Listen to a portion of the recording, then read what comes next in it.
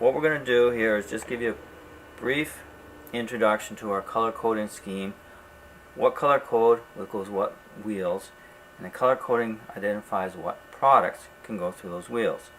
Starting with purple, this will be your shallow nut wheel, and there's three pieces: your housing, your wheel, and your wing. These are adjustable, so usually when we bring them, they're about the middle setting, 4 or 5, so you have a certain setting. Now they can get larger and smaller depending on the product. Most of the time when we send you a complete housing, it will be set. Always make sure, as with the new ones, you can see in the newer style, we'll say to the front. So you put it always to the front facing you, as with any other kit. So that's your purple. Now green, yellow, and red are all deep nut.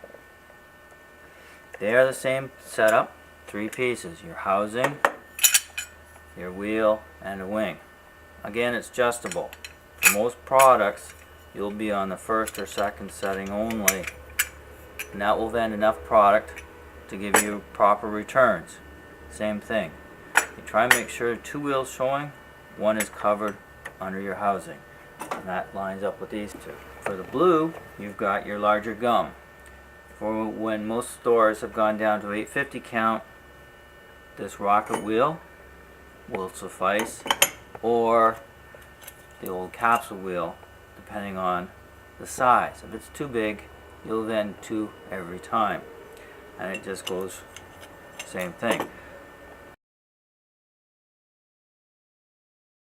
Usually slot head screwdriver comes apart, and then there's going to be 2 more here, either held on by a slot or a Robertson. You take these off, so it's quite easy. I have this facing you right now, so this comes out as a unit, nice and easy. And let's say we'll put this one in. Now I've reversed this, so this is facing you. Hole lines up over the drop hole. The housing then lines up to cover that drop hole. And you line up your 2 holes over for your side rods, and you can put your screws back in. Place the globe.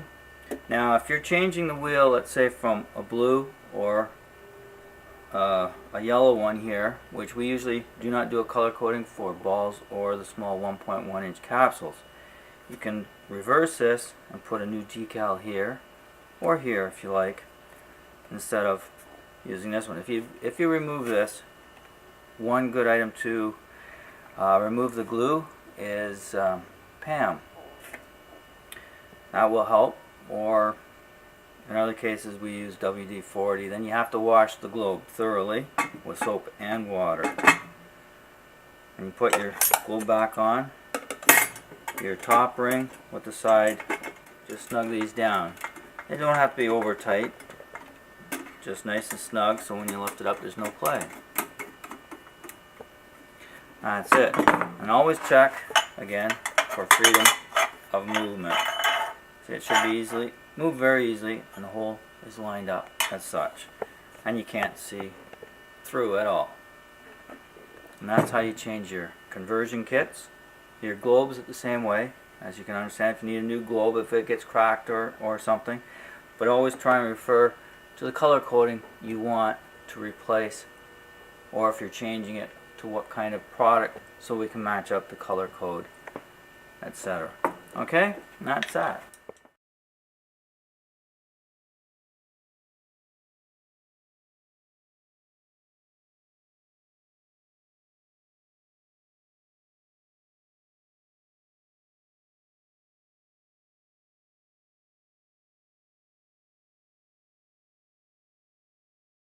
Basically the same as a square, except it's a round globe and it's got one other part.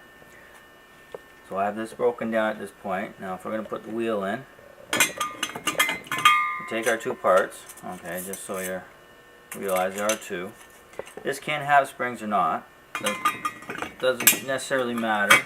we prefer springs when we're using bouncing balls in the capsules just to help agitate. I have this facing forward to you so you can get a better view and understand. So this is the adapter ring. Now we don't have to screw this into the housing.